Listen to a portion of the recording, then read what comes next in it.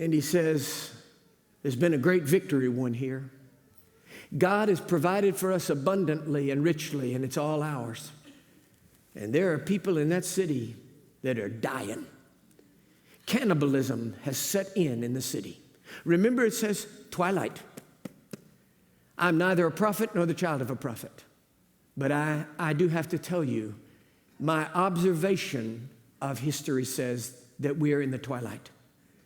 I know that there's coming a great getting up morning. I know that the sky will break open. I know that we will rise to meet him in the air. I know that the Son of Righteousness will rise with healing in his wings. I know this. But my feeling is that between here and there, it's going to get darker before it gets light. I believe in the West particularly, we are staring at a twilight, a deepening darkness that may get worse and worse before Jesus comes with the light. And there are people in the city that are dying and in bondage and in depravity, and they have no idea that the victory has already been won. And we know it. We know it.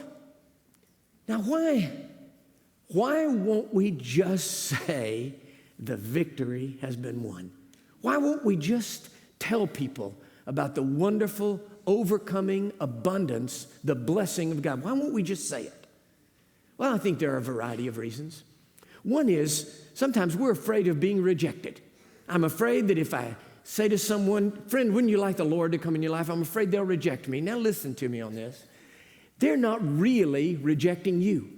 In the first place, you don't know that they will. They may be hungrier than you think.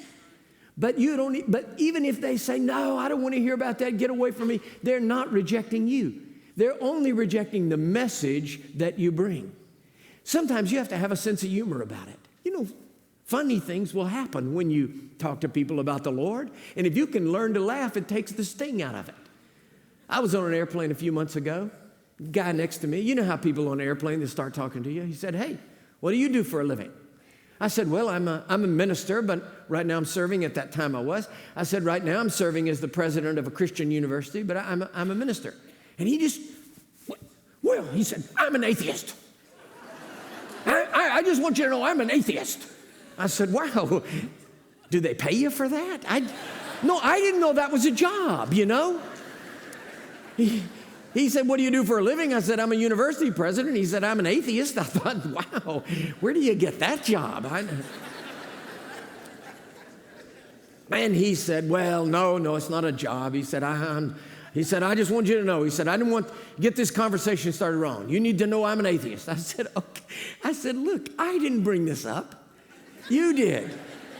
And as we talked, he couldn't let it alone. He wouldn't leave it. He just kept going on. There's no God. I don't believe in all this stuff. The church is what's wrong with America. I hate Christians. I hate Christianity. He's just going on. And I just kind of let him go. Well, after a little while, the plane hit one of those real rough places. You know, he's shaking and everything like this. And the pilot came on and said, you know, we're going to stop service for a while. Everybody fasten your seatbelt. I'm not going to shake him a little bit like this. He got quieter and quieter. And then in just a minute, the plane hit. I don't know anything about aerodynamics, but it's what I've always called an air pocket. I don't know what they're called, but the plane just is flying along, bounce, and then it drops. How many of you have experienced this wonderful, it's great, isn't it? And the plane just drops down. I don't know what's happening there, and I don't know how far it drops. It feels like it drops several hundred feet. You know, it just drops like that. You feel your breath go out.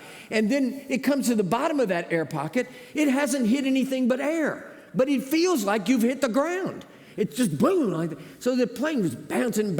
All of a sudden, it just drops. It hits that bottom of the pond. He said, Jesus!